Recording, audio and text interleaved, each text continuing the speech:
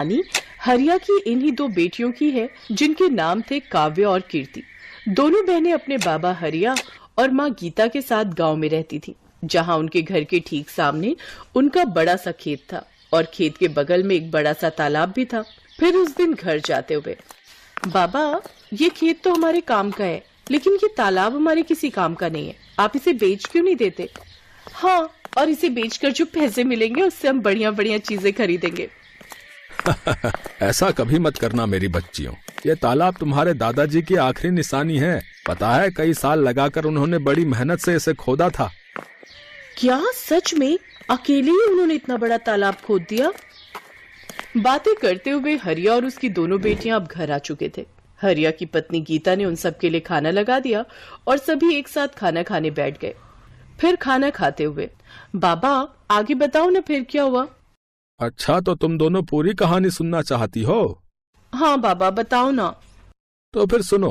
एक बार की बात है, हमारे गांव में कई साल पहले भयंकर सूखा पड़ा। बड़ी मुसीबत की घड़ी थी वो, पर उस घड़ी में भी तुम्हारे दादाजी ने हार नहीं मानी। उस साल बारिश नहीं हुई थी तो किसी के पास कुछ करने के लिए था ही नहीं। फिर क्या हुआ बाबा? फिर उन्होंने सोचा कि अगली बार कभी ऐसी स्थिति बने तो हमें उसके लिए पहले ही तैयार रहना चाहिए। तो उन्होंने उठाया फावड़ा और अपने ही खेत में उसे चलाना शुरू कर दिया। सूखे खेत में बाबा? हाँ, सूखे खेत में। फिर वो फावड़ा चलाते गए।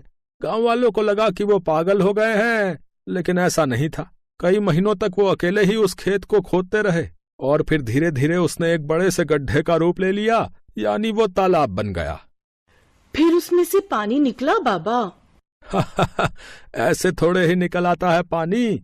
फिर उन्होंने इंतजार किया। जब बारिश आई तो सब देखते ही रह गए, क्योंकि बारिश के बाद वो बड़ा सा गड्ढा सुंदर सा तालाब बन चुका था और उसमें ढेर सारा पानी जमा हो गया था। तब जाकर गांव के लोगों को समझ आया कि बाबा ने असल में बारिश के पानी का संचय किया है, जो अगले साल की बारिश तक सबके काम आने वाला था। अरे वाह, दादाजी ने तो कमाल कर दिया। अब तुम्हारे दादाजी नहीं है, लेकिन उनका दिया हुआ ये तालाब और उनकी सीख की मुसीबत की घड़ी में हार नहीं माननी चाहिए, ये आज भी हमारे साथ है बेटा। हाँ सही कहा आपने बाबा।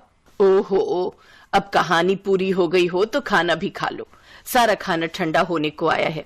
बाबा माँ तो बहुत गुस्से में लग रही है। कोई बात नहीं, मुसीबत की घड़ी में हार नहीं माननी चाहिए।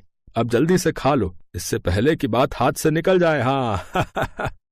काव्य और हरिया फुसफुसाते हुए हंसने लगे।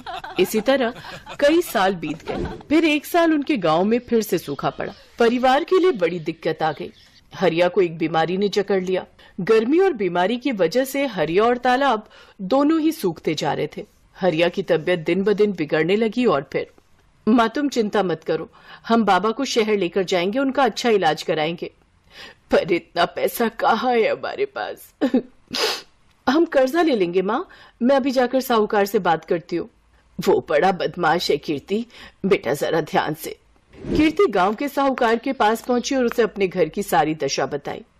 ओहो, हरिया अच्छा आदमी है, इसीलिए तुम्हें कर्जा दे देता हूँ, लेकिन बदले में क्या गिरवी रखोगी?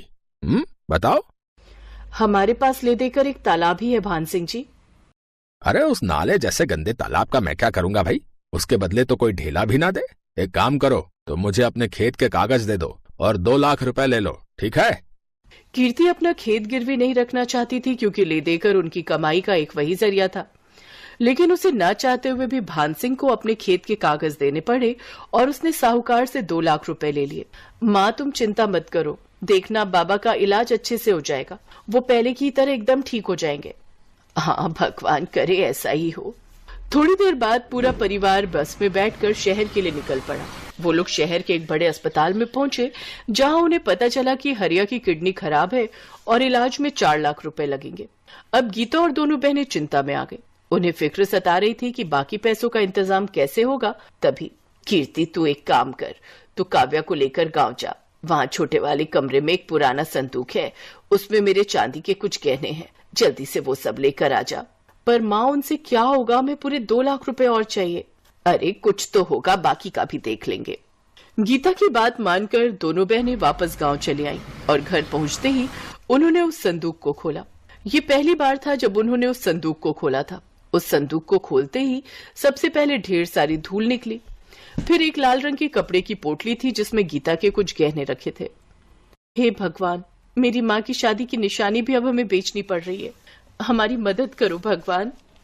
कीर्ति की आंखों में आंसू थे। तभी काव्या की नजर संदूक की तली पर पड़ी जो कुछ उठी हुई सी थी।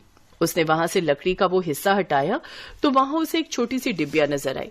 दीदी, ये क्या है और इसे इतना छुपाकर क्यों रखा है? पता नहीं, रुक मैं इसे खोलकर देखती हूँ। जैसे कीर्ति ने वो डिबिया खोली उसमें एक बड़ी सी चाबी और एक चिट्ठी थी। कीर्ति ने वो चिट्ठी खोली जो असल में उसके दादा ने अपने बेटे हरिया के लिए लिखी थी। कीर्ति ने चिट्ठी को पढ़ना शुरू किया। मेरे बेटे हरिया, मैं जानता हूँ कि तू मुझसे बहुत प्यार करता है, पर अब मेरी उम्र हो चली है और ये बीमारी मुझे अपने साथ लेकर ही जाएगी। तूने अपनी जिंदगी भर की कमाई मेरे इलाज पर खर्च कर दी, लेकिन ये ठीक बात नहीं है। आगे तेरी संतानों को भी पैसों की जरूरत पड़ेगी। एक राज छिपा कर रखा मैंने तुझसे, ताकि तू या तेरी संतानें सही वक्त आने पर उसका इस्तेमाल कर सके। तालाब की खुदाई करते वक्त मुझे कुछ मिला था। ये चाबी तेरी सारी समस्याएं खत्म कर देगी। बस याद रखना कि ये चाबी असल में मेरे दिल की है।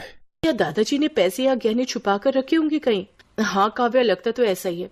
तू सोचना, जरूर दादाजी के पास कुछ ऐसा था जिसकी मदद से वो खुद का इलाज करा सकते थे, लेकिन उन्होंने वो हमारे बाबा और हमारे लिए छोड़ दिया और अपने प्राणों का बलिदान कर दिया। पर सवाल ये है कि क्या बाबा को इस बारे में कुछ पता नहीं चला? कैसे पता चलता? कितना छुपा कर तो रखी थी ये डिबिया दादाजी ने। वो तो पता नहीं कैसे मेरी नजर पड़ गई इस पर। लेकिन दीदी, ये चिट्ठी के आखिर में किस तरह की पहेली है? अब हम दादाजी का दिल निकाल कर कहाँ से लाएं? बुद्धू वो किसी तरफ इशारा कर रहे हैं। उन्होंने कहा कि ये चाबी मेरे दिल की है। इसका मतलब कोई ऐसी चीज जो उनके दिल के सबसे करीब थी। उनके दिल के सबसे करीब तो बाबा हैं, पर बाबा में चाबी थोड़ी ही लगेगी, कुछ और सोच। हाँ दीदी, उनके दिल के करीब वो तालाब ही है जो उन्होंने बहुत मेहनत से खुद ही खोदा था। शाबाश, सही कहा। पर इतने बड़े तालाब में हम ये चाबी कहाँ लगाएंगे? किस जगह? सोच कीर्ति, सोच। दीदी, चाबी तो किसी ताले में ही लगेगी और ताला जरूर किसी चीज की तो सुरक्षा कर रहा होगा। हाँ, जैसे कोई पुराना संदूक, लेकिन वो संदूक पूरे तालाब में कहाँ है ये कैसे पता चलेगा? और पूरा तालाब खोदने में तो बहुत वक्त लग जाएगा। हाँ, और डॉक्टर ने जल्दी पैसे मंगवाए हैं। क्या करे दीदी? मिल गया, मान गई। दादाजी तो बहुत ही समझदार थे। मतलब उन्होंने एक ही पहेली में 2 उत्तर दिए हैं। उनके दिल की चाबी मतलब तालाब, और दिल कहाँ होता है? शरीर के बीचों बीच। तो हम तालाब के बीचों बीच खुदाई करेंगे, वो भी रात को। वाह दीदी, क्या दिमाग पाया आपने। वैसे दीदी, एक बात तो माननी पड़ेगी, दादाजी बहुत समझदार थे, लेकिन शायद वो जानते थे कि उनकी आने वाली पीढ़ियां भी बहुत समझदार होंगी, तभी तो उन्होंने इतनी मुश्किल पहेली रखी थी। काव्या की बात सुनकर कीर्ति मुस्कुरा दी और फिर रात में उन दोनों ने तालाब के बीचों बीच खुदाई शुरू कर दी। और थोड़ी सी खुदाई के बाद उन्हें वहां से वाकई एक संदूक मिला। और फिर जब उसे खोला गया तो उसमें ढेर सारे सोने के सिक्के थे।